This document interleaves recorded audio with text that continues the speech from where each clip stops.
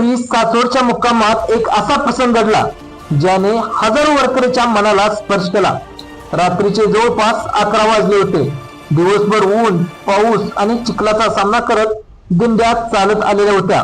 वारकऱ्यांनी आपापल्या दिंड्यामध्ये मुक्काम केला होता। कुठे टाळ मृदंगाचा गजर सुरू होता, कुठे अभंगाचे आवाज ऐकू येत होते, तर कुठे थकलेल्या वारकऱ्यांना गाढ झोप लागली होती। सासवडच्या आकाशात अक्षरशः ढग दाटून आले होते। थंड वारा वाहत होता। अधूनमधून पावसाच्या हलक्या सरी देखील पडत होत्या। गावभर एक वेगळंच आणि भक्तिमय वातावरण पसरलं होतं।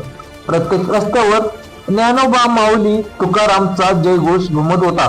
पण या लाखो वारकऱ्याच्या गर्दीत एक छोटी दिंडी मात्र चिंतेत होती। त्या दिंडीत सुमारे 70 ते 80 वारकरी होते। त्यांच्यात वृद्ध आजी, आजोबा आणि काही महिला, काही तरुणी होते। दिवसभराच्या प्रवासात त्यांना अनेक अडचणी आल्या होत्या। पावसामुळे थोड्याशा त्यांचा शिधा ओला झाला होता। ते थोडेफार अन्न होतं ते संध्याकाळी त्यांचं संपलेलं होतं। आता रात्री उशीर झाल्यामुळे ते कुठेच काही मिळण्याची शक्यता दिसत नव्हती।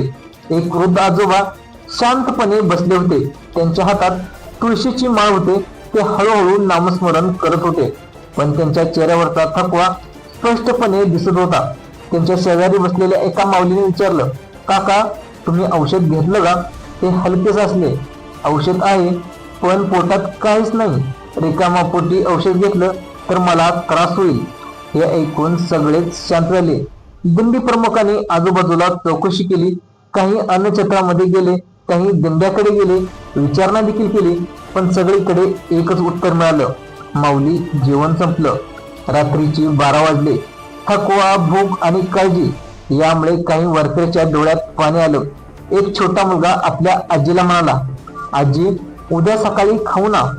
आजी त्यांच्या डोक्यावर हात ठेवला, हो बाळा, विठ्ठल आहे ना आपल्यासोबत। पण तिच्याही डोळ्यात अश्रू होते।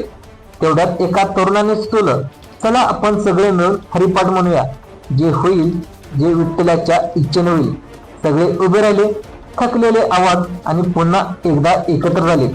रामकृष्ण हरी, रामकृष्ण हरी नामाचा गजर सुरू झाला। आजूबाजूला झोपलेले काही वारकरी उठून त्या गजरात सामील झाले। रात्र अधिक गडद होत होती। आकाशात पुन्हा विजा चमकू लागल्या। अचानक पाऊस सुरू झाला। सगळे वारकरी आपापल्या चादरी सवरू लागले। काही जणांनी भिजू नये म्हणून शिराच्या रिकाम्या पोत्या प्लास्टिक आहे ती प्लास्टिक टाकलं, पण कुणीही तक्रार केली नाही। एक वृद्ध माऊली शांतपणे म्हणाली, विठ्ठला, परीक्षा घेतो का आमची, पण साथ कधी सोडत नाही। हे वाक्य ऐकतात सगळ्यांच्या चेहऱ्यावर हलकसं हसू आलं। रात्रीचा 1 वाजला। सगळीकडे शांतता पसरली होती। फक्त अधूनमधून कुत्र्याचा भोंगण्याचा आवाज येत होता। दिंडी प्रमुख अजूनही परतलेले नव्हते। तेवढ्यात दूरवरची एक आकृती दिसली। सगळे त्या दिशेने धावले। काय झालं? काही मिळालं का? त्यांनी निराश नजरेने मान हलवली, नाही माऊली, सगळीकडे जेवण संपलेलं आहे। हे ऐकताच काही क्षण सगळीकडे निशब्द राहिले। त्या शांततेत फक्त टाळांचा आणि मृदंगाचा मंद आवाज कानावर येत होता। एक वृद्ध वारकरी आकाशाकडे पाहत म्हणाला, देवा, आज आमची परीक्षा आहे, पण आम्ही तुझ्यावरचा विश्वास आहे, तो विश्वास आम्ही सोडणार नाही। आणि अगदी त्या क्षणी दूरवरून एका वाहनाचे तेजस्वी दिवे त्या रस्त्यावर दिसू लागले। ते वाहन कोणाचं होतं, तर त्या दिंडिकाचे काय येत होतं, नेमकं त्या वाहनात काय होतं, हे आपण या व्हिडिओच्या माध्यमातून जाणून घेऊया। दूर दिसणारे दिवे हळूहळू जवळ येत होते आणि काळोख्या रात्री त्या गाडीचा हेडलाईटचा प्रकाश वारकऱ्याच्या चेहऱ्यावर पडत होता। सगळ्यांच्या नजरा आता त्या गाडीवर खेळल्या होत्या। कोण असेल एवढ्या रात्री? एका वारकऱ्याने हळू आवाजात विचारलं। दुसरा म्हणाला, कदाचित एखादी दुसरी दिंडी असेल किंवा प्रशासनाची गाडी असेल। गाडी हळूहळू त्याच्या समोर येऊन थांबली। इंजिन बंद झालं। क्षणभर पुन्हा शांतता पसरली। गाडीचा दरवाजा उघडला। साधारणपणे 50तील एक गृहस्थ खाली उतरले। त्यांनी दोन्ही हात जोडले आणि हसत म्हणाले, रामकृष्ण हरी माऊली। वारकऱ्यांनी देखील एकमुखाने उत्तर दिलं, रामकृष्ण हरी। तर त्या गृहस्थाने इकडे तिकडे पाहिलं आणि शांतपणाने विचारलं, तुम्ही अजून जेवलात का? तर दिंडी प्रमुखाने हसण्याचा प्रयत्न केला, पण त्यांच्या डोळ्यातील दुःख लपलं नाही। नाही माऊली, उशीर झाला, काही मिळालं नाही। हे ऐकताच त्या गृहस्थाने मागच्या बाजूचा दरवाजा उघडला आणि आत एक मोठ्या स्टीलची भांडी ठेवली होती। आणि एका भांड्यात गरमागरम खिचडी होती, दुसऱ्यात आमटी आणि तिसऱ्यात भाजी आणि मोठ्या डब्यात मऊ पोळ्या आणि बाजूला पिण्याच्या पाण्याचा कॅन. त्या भांड्यातून अजूनही वाफ उठत होती. क्षणभर सगळे वारकरी स्तब्ध झाले. एका वृद्ध माऊलीच्या डोळ्यातून अश्रू आवळली. ती फक्त एवढेच म्हणाली, विठ्ठला, इतक्या लवकर धावून आलास? त्या गृहस्थांनी हसत उत्तर दिलं, मी नाही माऊली, मला कोणीतरी पाठवलंय. कोणी?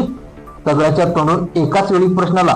ते म्हणाली, सासवड मधल्या एका कुटुंबानी आज त्यांच्या घरी वाढदिवसाचा कार्यक्रम ठेवला होता. जेवण उरलं ते फेकून द्यायचं त्या मनाने त्यांना पटलं नाही. त्यांनी ठरवलं की वारीत आलेल्या माऊलीच्या पोटात गेलं तर या अन्नाचं सार्थक होईल.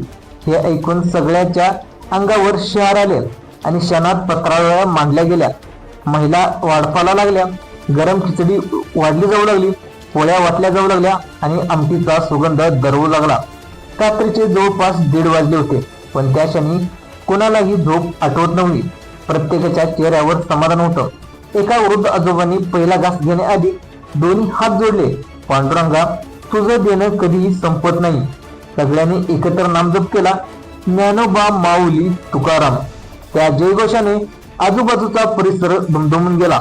जेवण झाल्यानंतर काही तरुणांनी भांडी धुणे घेण्याची जबाबदारी घेतली.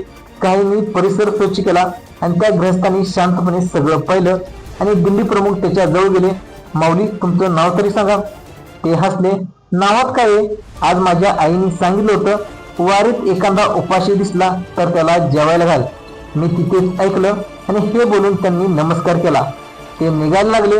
तेवढ्यात त्या माऊलीने त्याच्या हातात तुळशीचं एक पान ठेवलं आणि ती म्हणाली, हे काही मोठं नाही, पण आमचा आशीर्वाद नक्की आहे. तर त्या ग्रस्ताच्या डोळ्यात देखील पाणी आलं आणि त्या तुळशीचं पान कपाळाला लावलं आणि तिने गाडी सुरू केली. ती हळूहळू अंधारात नाहीशी झाली. वारकरी बराच वेळ त्या दिशेने पाहतच राहिले. एक तरुण वारकरी शांतपणे म्हणाला, आत्ता समजलं, विठ्ठल दगडाच्या मूर्तीमध्ये कधीच नसतो, तो माणसाच्या मनात देखील असतो. आणि त्या रात्री सगळ्यांनी पोटभर जेवलं, पण त्याहून सगळ्यात मोठी गोष्ट म्हणजे त्यांनी माणुसकीचं दर्शन दिलं. मात्र जे घडलं तर या घटनेला एक वेगळं जे वळण आहे ते वेगळं वळण मिळालं. रात्र सरली. पहाटेच्या थंडगार वाऱ्याने सासवडच्या मुक्कामात पुन्हा एकदा चैतन्य भरलं होतं. दूरवरच्या काकडा आरतीचे स्वर ऐकू येऊ लागले. कुठे टाळांचा नाद, कुठे मृदुंगाचा ठेका, तर कुठे ज्ञानोबा माऊली तुकारामचा गजर देखील या ठिकाणी ऐकू झाला. काल रात्री उपाशी झोपण्याची वेळ आलेली. तेच वारकरी आता समाधानाने उठले आणि चेहऱ्यावरचा थकवा तसाच होता, पण मन मात्र थोडंसं हलकं झालं होतं. सगळ्याने आंघोळ करून विठ्ठलाचं नाम जप घेतला. दिंडी पुन्हा मार्गस्थ होण्याची तयारी सुरू झाली. इतक्यात दिंडी प्रमुखाने सगळ्यांना एकत्र बोलवलं आणि दिंडी प्रमुख म्हणाले, माऊलींनो, काल रात्री आपल्याला जे काही अन्न मिळालं हे फक्त जेवण नव्हतं, तर ते विठ्ठलाने दिलेला संदेश होता. सगळे शांतपणाने ऐकत होते. आपण आज एक संकल्प करूया, पुढच्या वर्षी आपल्या दिंडीत एकही वारकरी उपाशी राहणार नाही आणि वाटेत जर दुसरी एखादी दिंडी अडचणी दिसली तर आधी त्याला आपण मदत करू. आता हे ऐकताच सगळ्यांनी टाळ्या वाजवल्या आणि एका वृद्धाजीने पुढे येऊन आपल्या पिशवीतून 2 कोरड्या भाकऱ्या काढल्या आणि त्या म्हणाल्या, या मी कालसाठी जपून ठेवल्या होत्या, पण आता माझ्यापेक्षा ज्याला जास्त गरज आहे ते मी त्याला देणार आहे. त्यांच्या या शब्दाने अनेकांचे डोळे भरून आले. तेवढ्यात शेजारच्या दिंडीत आली. काही वारकरी तिथे आले. त्यांना कालच्या घटनेची माहिती मिळाली होती. एका तांदळाचं पोतं आणलं होतं, दुसऱ्यांनी पीठ, तिसऱ्यांनी गुळ, कोणी डाळ दिली, कोणी चहाची पावडर दिली आणि कोणी पाण्याच्या बाटल्या. अवघ्या काही मिनिटात छोटासा शिदा पुन्हा तयार झाला. काल रिकामा हाताने बसलेली दिंडी आज पुन्हा उभी राहिली आणि दिंडी प्रमुख भावू झाले. ते म्हणाले, काल आम्ही मदत मागत होतो, आज लोक स्वतःहून मदत घेऊन आले. म्हणजे त्याच वेळी काल रात्री अन्न घेऊन आलेले ते ग्रस्त पुन्हा दिसले आणि ते यावेळी एकटे नव्हते, तर त्यांच्यासोबत त्यांची आई होती. साधी नऊवारी साडी, कपाळावर मोठं कुंकू आणि चेहऱ्यावर समाधान. आणि त्या माऊलीने सर्व वारकऱ्यांना नमस्कार केला आणि ती म्हणाली, काल माझ्या मुलाने मला सांगितले की काही वारकरी उपाशी आहेत. ते ऐकून मला रात्रभर झोप लागली नाही, म्हणून मी आज स्वतः तुमचे दर्शन घ्यायला आले. आणि एक वृद्ध वारकरी आजोबांनी त्याला पायाला हात लावला. त्या घाबरून मागे सरकल्या. अहो, असं करू नका. आजोबा हसले. आम्ही तुमच्या पाण्याला नाही तर तुमच्या माणुसकीला नमस्कार करतो.